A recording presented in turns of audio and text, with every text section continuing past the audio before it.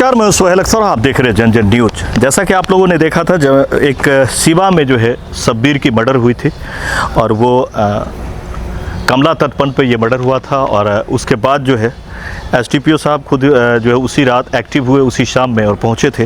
पूरी दलबल के साथ टीम पहुंची थी और काम शुरू कर दिया गया था। सबकी नज़री थी कि आखिर ये क्या हुआ है। उस दिन ही 2 बंदे को उठाया गया था और आखिरकार यही निकला कि उसमें 2 लड़का जो है आपको किशुन कुमार पासवान, जिसका 21 वर्ष है, राजकुमार पासवान सिवा का रहने वाला है वो, और चंदन कुमार पासवान 23 वर्ष है। ये दोनों जो है इस मर्डर में बताया जा रहा है कि इन्होंने, जैसा एसडीपीओ सर ने आज जो है पीसी करके इसकी जानकारी दी, तो ये पता चला कि ये इसको मर्डर किया था।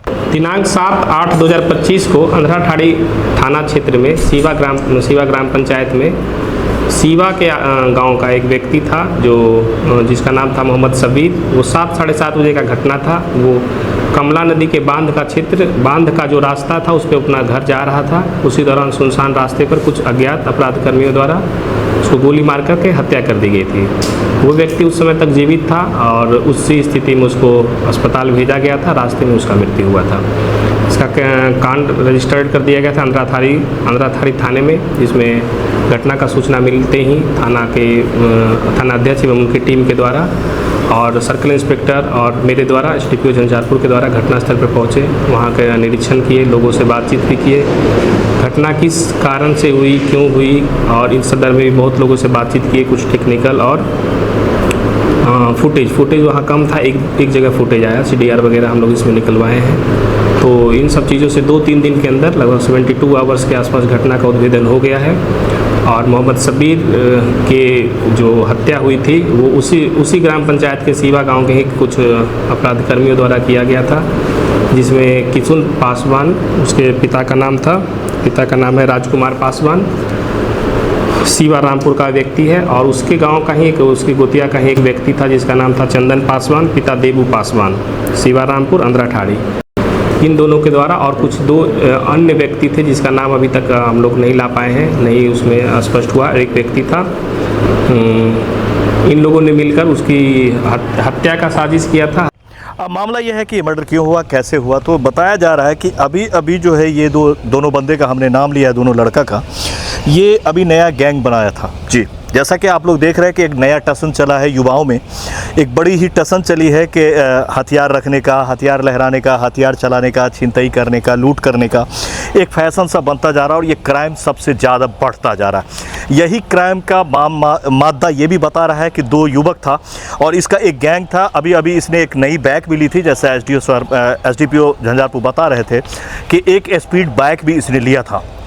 और इसके बाद ये क्राइम को लगातार ये लोग जो है क्राइम को करने की शुरुआत की थी। एक बंदा ये का पहले से भी एक में जिक्र है, एक बंदा जो इसमें है, 2 लड़के में एक जो लड़का युवा है उसका पहले भी क्रिमिनल्स में जिक्र है। और कुछ नए बंदा को लेकर के एक नई गैंग बनाई थी और ये लोग लगातार छिनतई किया करता था। इसी में हुआ ये था कि शब्बीर को भी एक दिन इसने जो है टारगेट किया था, उसे रोका था, लेकिन जब देखा कि वो गांव का है तो उसे छोड़ दिया था।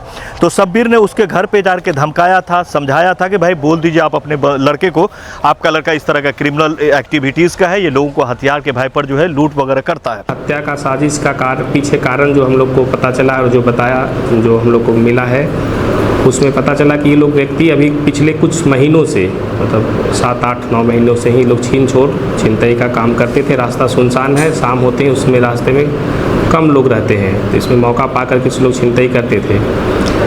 किशुन पासवान जो इसका मुख्य अभियुक्त है, पिछले कुछ दिनों में उसके घर में पहले भी बाइक था और नया एक बाइक, राइडर बाइक लिया है, लगभग 1,75,000 का है।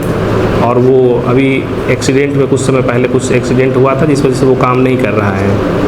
और तो अपराध के द्वारा जो संपत्ति उस पर जो 4,000, 5,000, 8,000 का काम कर रहा है, मोबाइल वगैरह छिनतई करना, और उसको बेच करके लोग काम कर रहे थे। इसी छिनतई में कुछ अटेम्प्ट किया उन्होंने लोगों, इस टाइप का काम करते करते आप कभी गांव के आसपास के लोगों कहीं एक बार मोहम्मद शब्बीर से उसका सामना हुआ। मोहम्मद शब्बीर तो पहचान का व्यक्ति था, तो उसने छिनतई नहीं किया मतलब उस समय, लेकिन अटेम्प्ट किया था। तो वो शब्बीर अगले दिन उसके घर जाकर के उसको धमकाए थे थे, उसके पिताजी को भी समझाए थे। इस बात से वो लोग काफ़ी चिढ़े हुए व्यक्ति थे। वो दोनों नौजवान थे, तो इस बात को लेकर के मन में काफ़ी आक्रोश था।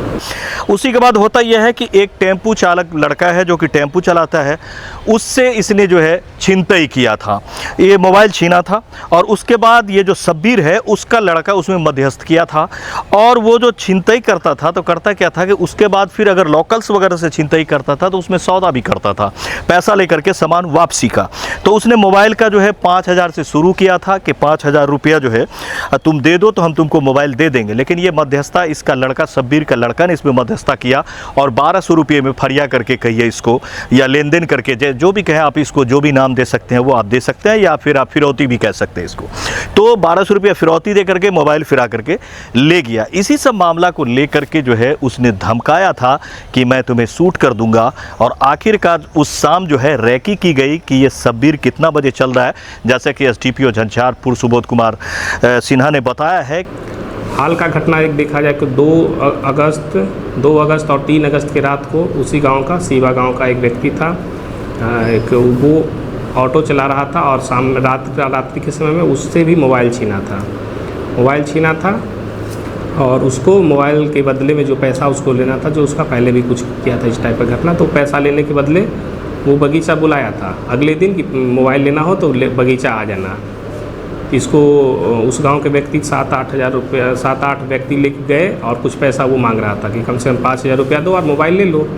मोबाइल वो लोग 7-8 हज़ार, 5,000 रुपया नहीं दिए और वो मोबाइल दिए 1,200 रुपया में। 1,200 रुपया में दिए। किसी बात को लेकर हम दोनों में बहस भी हुआ था, लेकिन इसका सूचना थाना को तब तक नहीं दिया गया था।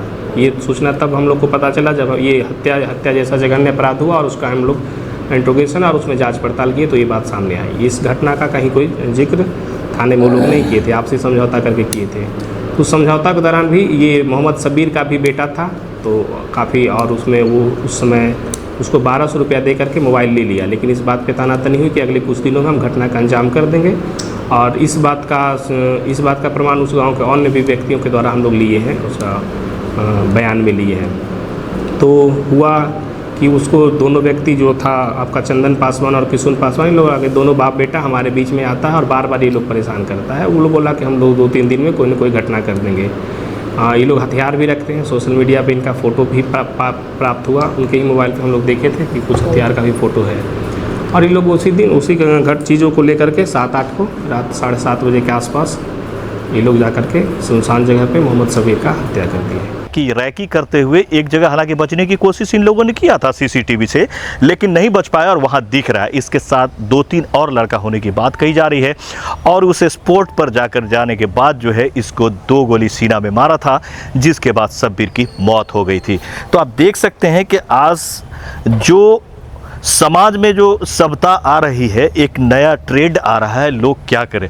अब एक 20 साल, 22 साल, 18 साल के लड़के से, 14 साल के लड़के से आप नहीं लग सकते हैं। उसके साथ क्या हथियार है, उसका क्या गैंग है, कहाँ से ताल्लुक़ रखता है, ये एक सवाल है। खैर, यहाँ पे बात करें अगर तो कुछ दिनों में जब से सुबोध कुमार आए हैं तब से झंझारपुर की पुलिसिंग की अगर बात करें तो ये बड़ा अच्छा लगता है कि ये खुद स्पॉट पे जाते हैं और ख़ुद इन्होंने टीम बनाया था और टीम बना करके इन्होंने काम किया था।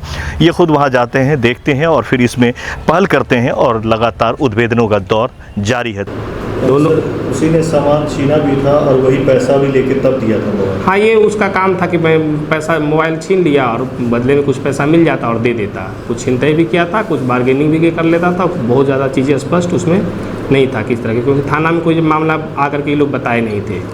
जाहिर सी बात है, उनका भी गलती था कि ये बात उनको थाना में पहले बता देना चाहिए था कि ऐसी घटना हुई, जिसमें प्रिवेंशन का काम एक बड़े घटना में हो जाता, जो नहीं बताया गया था। इन दोनों मुख्य अभियुक्त को पकड़ करके हम लोग जेल भेज दिए हैं। कल ही उन लोग को न्यायिक हिरासत में भेज दिया गया है। इसमें एक व्यक्ति है जो घटना में शामिल था, जिसका नाम था श्याम पासवान।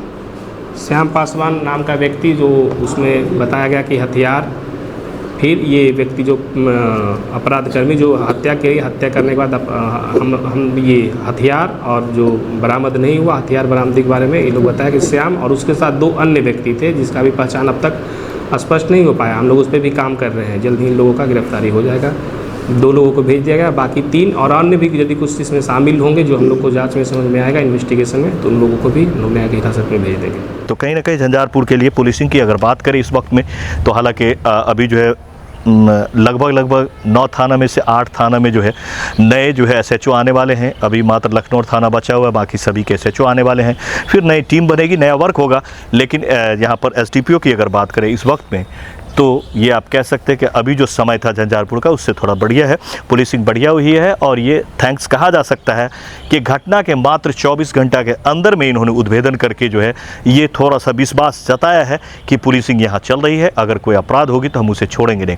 साथ में उन्होंने ये भी कहा है कि बहुत सारी ऐसी पॉइंट है जहाँ पे पुलिसिंग की बहुत आवश्यकता है। और उस क्षेत्र में खासतौर से जिस क्षेत्र में ये हुआ है, कमला वाला जो तटबंध है, इस पर आपको रोड सड़क, आज के दौर में सड़क की अगर बात करें तो काफ़ी बेहतरीन सड़क है, भागने में काफ़ी सुविधा होती है। तो इन्होंने कहा है कि उस इलाके में भी हमने कहा है कि अल्टरनेट करके एक दिन जो है आपको रुद्रपुर थाना और एक दिन जो है वो अंदरा ठारी थाना, ऐसे करके वहाँ गश्त भी शाम वगैरह को करे।